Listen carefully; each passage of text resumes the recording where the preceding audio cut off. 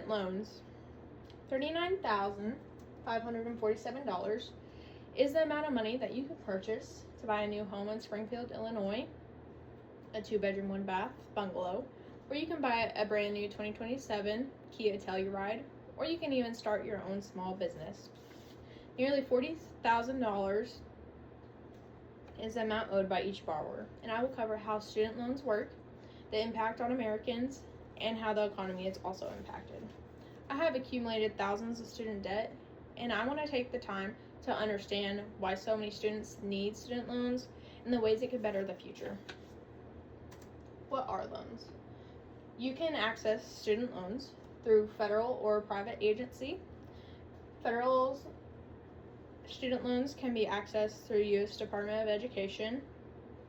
You can fill out the FAFSA or the free application for federal student aid, which they have fixed income rates and income-driven repayment plans to help the borrower repay efficiently. Private loans, on the other hand, have strict condition plans, and they vary from each lender. They are accessed through a bank or credit union, and these loans can be used for the cost of tuition, housing, meals, and materials that might be needed, such as computers, notebooks, books, and other things like that. It is almost impossible to pay for college without some kind of loan assistance. The borrower can use it in whichever way they need to, but it is important to make sure you look at all the requirements and take precautions in only taking out the amount that is needed. Over time, interest will occur, and it is important to look at when it needs to be repaid, the amount of interest, and what happens if you don't repay it. I looked at Education Data Initiative, and it stated that $1.64 trillion is federal debt and $129.8 trillion is private debt. This equates to just roughly over 43 million Americans that are impacted, and this is just to cover the cost of attendance, not including other needed materials. Let's look back at the first number that I had mentioned, $39,547. This can be gut-wrenching if someone is referring it to student loan debt. If someone graduates from high school at the age of 18, that makes the average age of college graduation of 22. If they start paying on their student loans of $40,000 and they pay $400 for 10 years until it is repaid, that leaves ages 32 to 65 to build their retirement. They would have around $700,000 in their retirement if they continued the $400 payment plan. For someone who might have graduated debt-free, they would be able to start saving for 43 years at the age 22 to 65, and that would be about $1.1 million.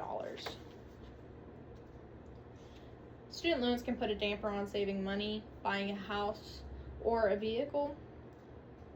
The 29% of Americans delayed on buying a house, 28% delayed on getting a car, 22% delayed moving out of their parents' house, 15% delayed having children, and 13% delayed from marriage. Rocket Mortgage states that to buy those things, such as a car or a house, the credit needs to have a payment history of 35%, accounts owed at 30%, and a credit mix of 10%. Loans can be affected by the credit long term and can make impacts on the future. Student loans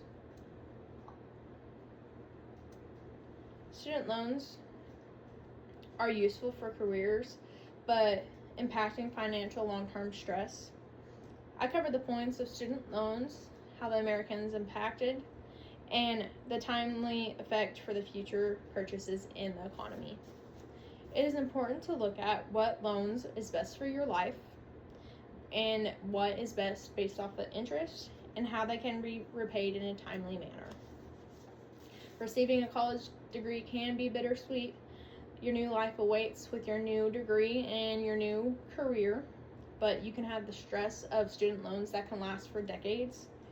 Make sure all finances are met to accomplish your collegiate goals, but you will have a big bill awaiting that will seem never ending.